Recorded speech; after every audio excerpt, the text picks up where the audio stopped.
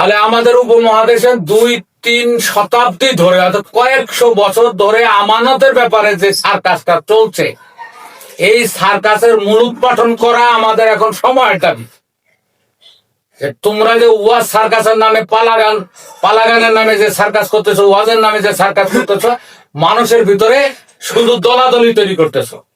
সমাজ যতক্ষণ পর্যন্ত ঐক্যবদ্ধ না হবে ততক্ষণ পর্যন্ত জাতীয়তাবাদী থাকবে না, রাষ্ট্রই থাকবো না। সমাজের নৈতিকতা প্রতিষ্ঠা করতে গেলে, সমাজ ঐক্যমত প্রতিষ্ঠা করতে গেলে, সমাজকে একীভূত করতে হলে অবশ্যই এই ওয়াজ সার্কাস থেকে এবং এই পালাগান সার্কাস থেকে জাতিকে বাঁচাতে হবে। এটা একটা সময়ের দাবি। যারা এখন সমন্বয়কের দায়িত্ব পালন করতেছ, বৈষম্য বিরোধী যারা এই মাঠে নামছ, তারা নিজেরাই বৈষম্য সৃষ্টি করো না। যদি বৈষম্য দূর করতে হয়, সমাজকে বাঁচাতে হয়, তাহলে ওয়াজ ব্যবসার বিরুদ্ধে আর পালাগান ব্যবসার বিরুদ্ধে তোমাদের কাজ করতে হবে। পালাগান এবং ওয়াজ এই দুটোই সমাজ থেকে তুলতে হবে। পালাগান অন্যভাবে হতে পারে, এই ধর্মতত্ত্ব নিয়ে, তারপরে এই ধর্মগ্রন্থ তত্ত্ব নিয়ে কখনোই পালাগান এবং ওয়াজ সার্কাস করা যাবে না। এটাও সার্কাস, এটাও সার্কাস। গুরুবাজি আর পীরবাজি এটাও করা যাবে। একবার সঠিক জ্ঞান সমাজে প্রচার করতে হবে। আজকের আমাদের প্রসঙ্গটা ছিল সেই আমানতটা কি। কেউ বললো যে আমানত হলো কি ঈমান, এটা বাদ করা হইলো।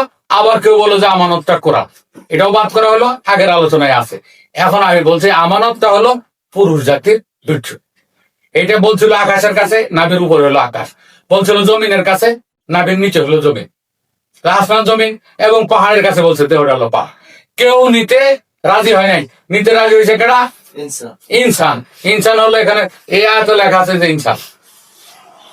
ইনসান হলো বহু বচন, এক বচন হলো নাস। নাস মানে হলো মানুষ। এখন মানুষ কত প্রকারের আছে। সোনার মানুষ, অদর মানুষ, রূপের মানুষ, আলেক মানুষ আছে না? মনের মানুষ, প্রেমের মানুষ, ভাবের মানুষ, কল্পনার মানুষ, তারপরে অলৌকিক মানুষ, বহু প্রকারের মানুষ হইতে পারে। এখানে কোন মানুষের কথা বলা হয়েছে? এখানে হলো বীর্য। এই মানুষ দ্বারা বীর্যকে বোঝানো হয়েছে, যেহেতু বীর্যই বারবার ঘুরে মানব রূপ ধারণ করে। এইটাকে কেউ যদি বলে যে আদমের উপর দায়িত্ব দেওয়া হয়েছিল, হ্যাঁ, আদম কয় প্রকার? 4 প্রকার। কি কি? একটা হলো আরদেল আদম, আওয়াল আদম, বনি আদম আর সফি আদম।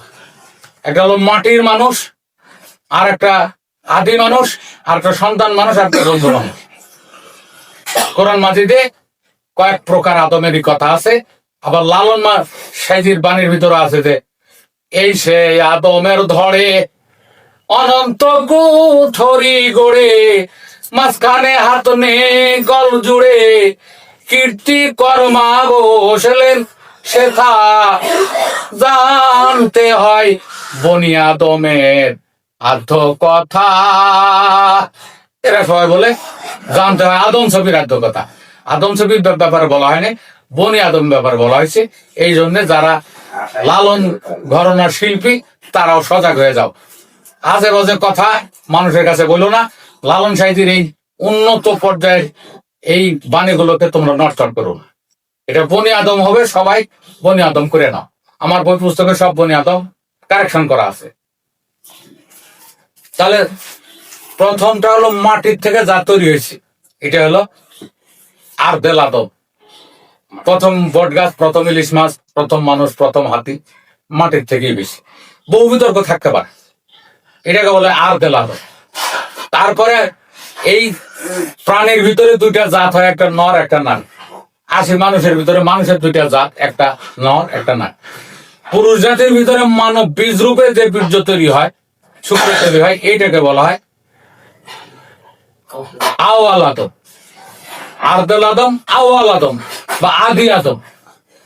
এই বীর্য একটা নারীর গর্ভে হোক, টেস্ট টিউবে হোক, অন্য কোনো জায়গায় বপন করার পরে যে সন্তান আসে, এটাকে বলে বনি আদম। আমরা সবাই বলি যে বীর্য দ্বারা তৈরি হয়েছে, এটা হলো আওয়াল আদম। তারপরে তার পূর্ব যেটা মাটির থেকে তৈরি হলো আরদেল আদম। আর আমরা যে মানুষকে খুঁজি, এটা হলো সফি আদম। আমরা যে মনের মানুষকে খুঁজি, মনের মানুষ ঘুমাইলে হয় যন্ত্রণা, এইটা হলো যার যার। এই যে আমানতটা হলো যার যার বীর্য। এই আমানতেরই হিসাব হবে যার যার বীর্য। এটা মানুষই বহন করে। আর মানুষই চরম নির্বোধ এবং অজ্ঞ পশু পাখির মতো এই মানব বীজকে যত্রতত্র নষ্ট করে। একবার হিসাব করে না যে একটা সন্তান তৈরি করতে একবার বীর্যপাত করলেই হবে, যদি দিনখান লগ্ন বোঝা করে, যদি পিছু ধরে করে। একবার বীর্যপাত করলেই সন্তান উৎপাদন হয়, তাহলে আমরা বারবার করি কেন? ইভেন আরেকজনে আরেকটা কথা তুলছে যে একটা কৃষক একটা মাঠের বীর্য একবারই বপন করে। পাটের বীজ কবার বপন করে জমিতে? ধানের বীজ, সরিষা বীজ। কিন্তু মানুষ একবার বীজ বপন করার পরে অঙ্কুর হইছে, আবার বীজ বপন করে, আবার বীজ বপন করলে কাজে লাগে, কি হয়? কি হচ্ছে কি? এখান থেকে বাঁচার জন্যই বলা হয়েছে যে মানুষ বড় নির্বোধ, এই বোঝাটা গ্রহণ করছে, করার পরে আর তার ওয়াদা রক্ষা করে নাই, আর লব এই কথা কিন্তু আয়তে বলা আছে। তাহলে আমানত আমরা পেলাম। আমানত কি? এই আয়াতের যে হাকিকত, সেটা কি? এইটা হলো মানব জাতির পুরুষের শুক্র বা বীর্য। এইটাই ছিল ওই আয়াতের হাকিকত। আমানতটা কি, কিভাবে রক্ষণাবেক্ষণ করতে হবে, এইটা আবার আমরা গুরুজির কাছ থেকে আস্তে আস্তে জানবো। ক্লিয়ার?